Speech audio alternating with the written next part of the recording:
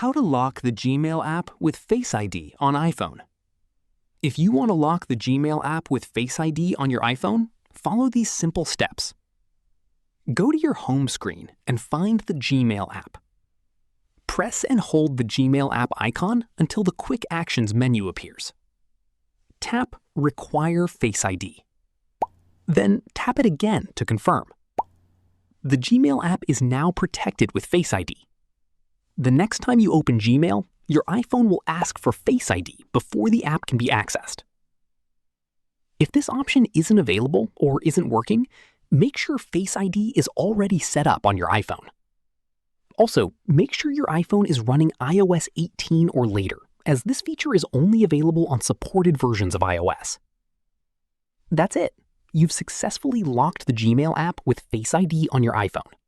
Also, if you found this tutorial helpful, subscribe for more iPhone tips, iOS tutorials, and privacy guides.